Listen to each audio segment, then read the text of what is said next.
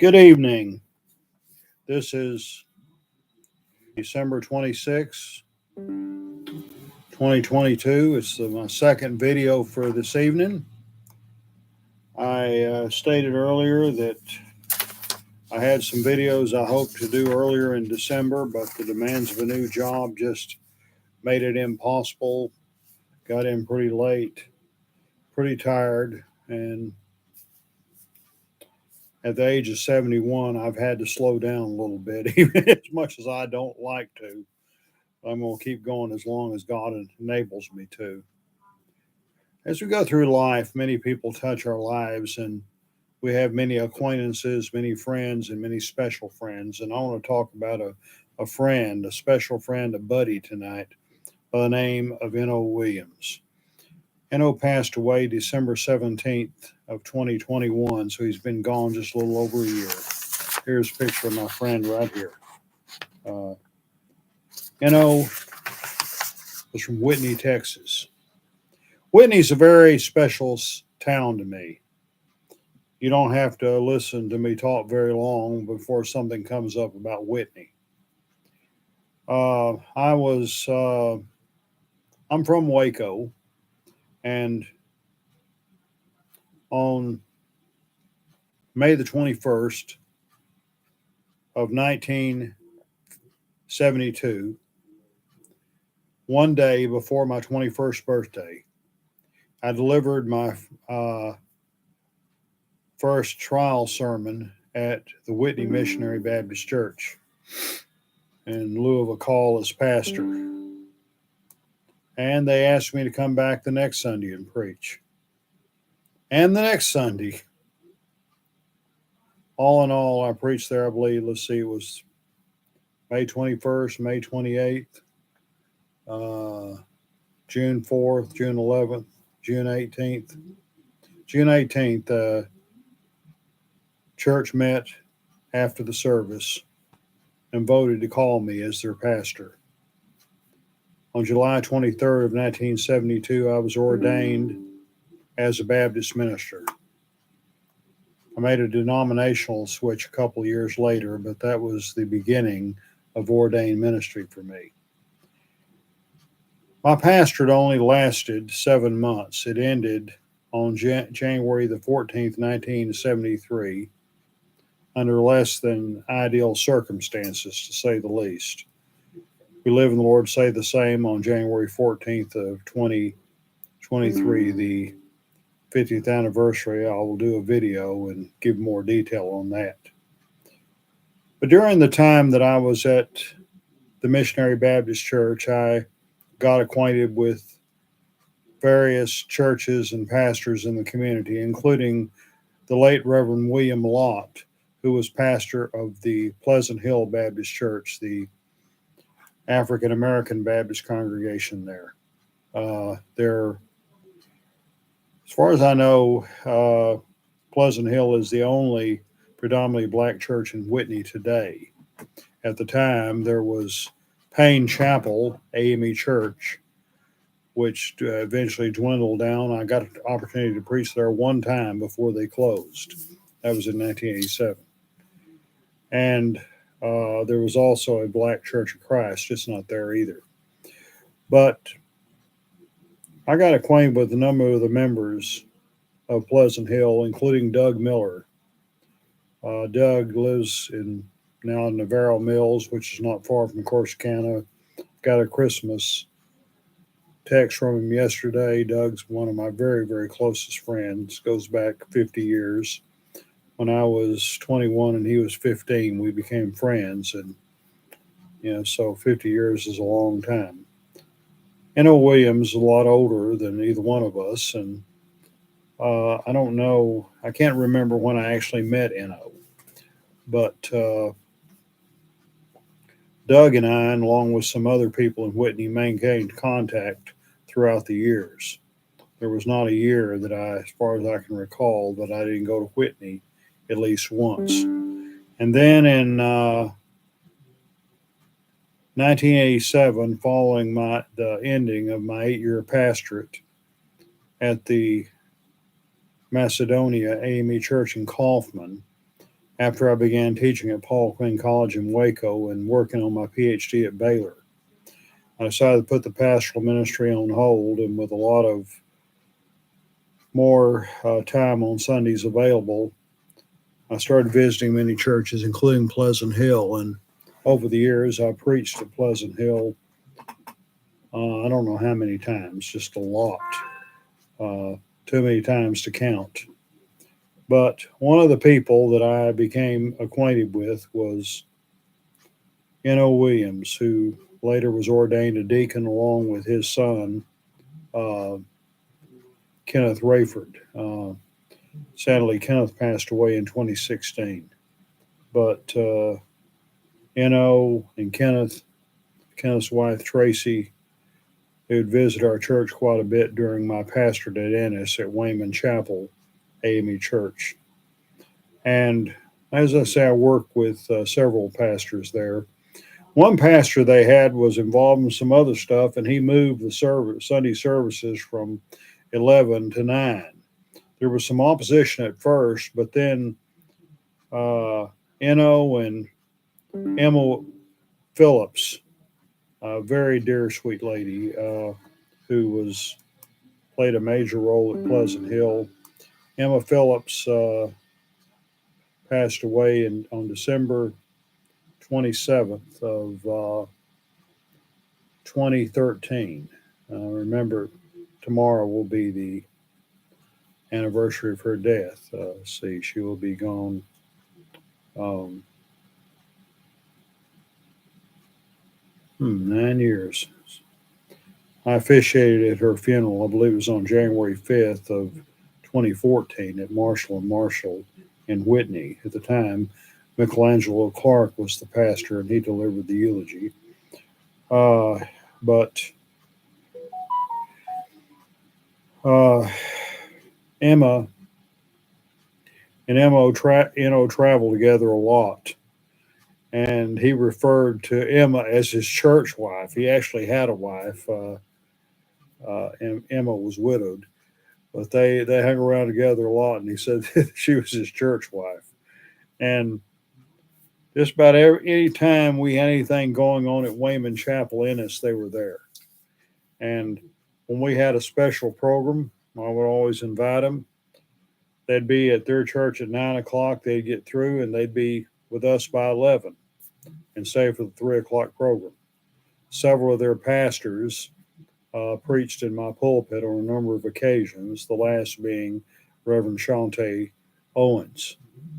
And so and one time I remember I was preaching at St. John Baptist Church, which is at Avalon, Texas, between Ennis and Italy. And at my invitation, N.O. came there. They also N.O. and Emma would join me when I came to preach at the Abbott Methodist Church. Abbott is between Hillsboro and West, and that church's main claim to fame, it's the home church of Willie Nelson. I preached there 3 different times during my pastorate at Ennis, which lasted 14 years. In November of 2016, I was reassigned from Wayman Chapel Ennis to Bethel, Corsicana, where I'm serving today. And by that time, Emma Phillips had been gone for a few years. By the way, I said she died on December 27th of 2013. That was a Friday.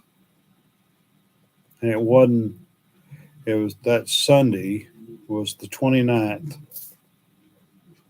5th Sunday, Women's Missionary Day. They were usually there for that. And we had a couple of other churches worshiping with us. And I sat on the podium and looked at that door. I so badly wanted to see Emma walk through there, but I knew she couldn't. It was after a funeral. N.O. said to me, "You can't call Sister Phillips anymore, but you can still call me." And you believe I did. We talked fairly often. I remember one of my visits to Whitney. N.O. and I had lunch at a Mexican restaurant there. and he he's just very dedicated man, just a fine friend, loved by so many people. And he was in his 80s. And trying to prepare for this video, I don't have a funeral program because we just had a burial service. And I'm embarrassed to say I don't know his date of birth. He lived in Whitney for a long time. I don't know if he was born there or not. I know when he died, and I know where he's buried. He had a number of children. I don't know exactly how many. The only one I knew personally that I recall knowing was Kenneth. And Kenneth was a great guy. And his wife, Tracy, still hear from her occasionally. But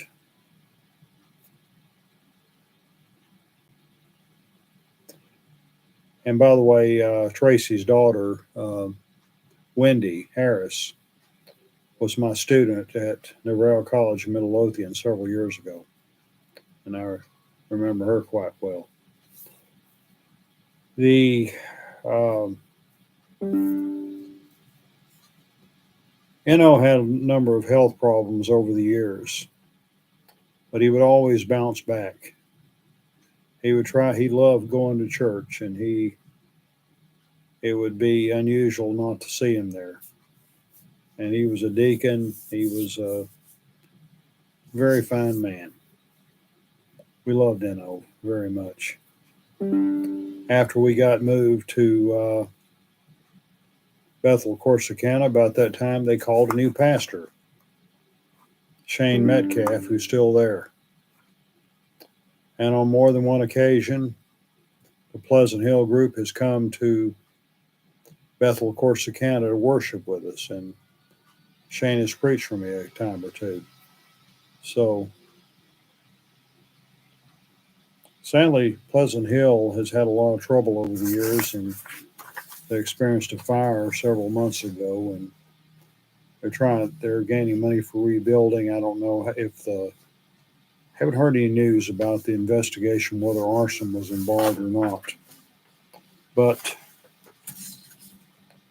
Eno passed away on December 17th of 2021.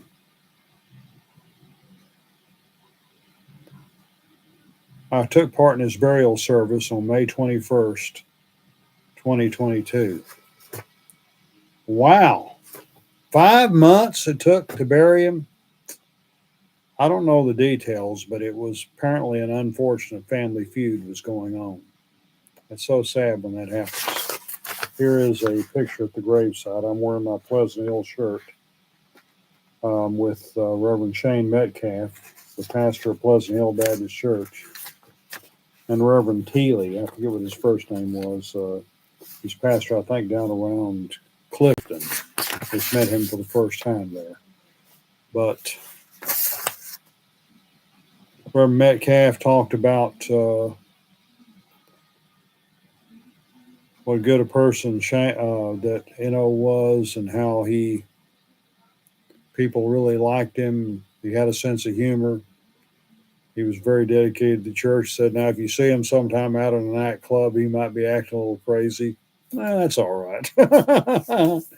But we, I think, like myself, Eno had gone a few times to a place called Country Roads out by Whitney. I hadn't been there in a long time. But he was just a good guy. May 21st, I mentioned that date twice. It was on May 21st of 1972, one day before my 21st birthday. I preached at the Whitney Missionary Baptist Church for the first time. I was in Whitney, May 21st, 2022, exactly 50 years later. The Missionary Baptist Church was having a yard sale. So I stopped, looked around, didn't see anything I wanted to buy, but walked around, stood on the front of the church on the steps. Nobody knew who I was.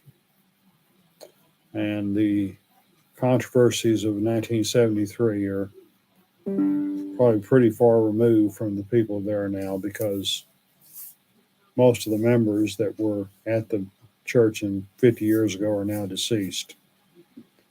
While I was in Whitney, I went by the Town Hall Estates nursing home to visit longtime Pleasant Hill member Martha Anderson. Martha had a stroke a number of years ago, and she's been confined either to a bed or wheelchair ever since. But every time I go to Whitney, I go by to see her. We always have a nice visit. She asked me once, said, "Reverend Uzzell, do you remember the time you danced with me?" I said, "Of course." I was at a street dance one time, and I told Martha, "You need to get well. You need to get up out of that bed so I can dance with you again." But anyway, I went by the church, and oh, it's sad to see the damage. They did uh, salvage certain things, and the historical marker that I obtained for the church in 1998 is still standing, along with some of the pictures I donated, according to Reverend Metcalf. Um, I got my first historical marker in 1985 when I was working at Terrell State Hospital, and in the connection with the centennial, the the hospital admitted its first patients in 1885. Also got a picture of the monument above the grave of Dr. D.R. Wallace, Pioneer, Texas psychiatrist, who was the first superintendent of Terrell State Hospital.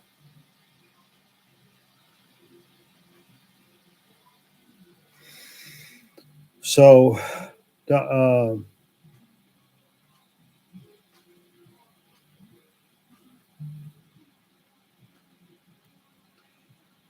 the decade later, when I was working on the marker for Pleasant Hill, I got a copy of the deed and learned that, small world, the property was purchased in 1901 for $10 from Dr. D.R. Wallace of Waco.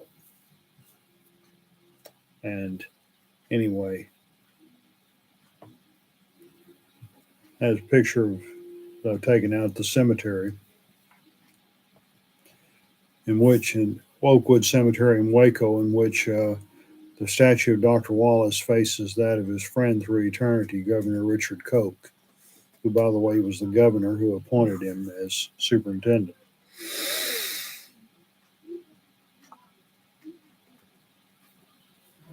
So, December 17th, 2022, marked 1 year since the passing of N.O. Williams. I miss you, buddy. Love you, N.O. See you again someday. You and Sister Phillips,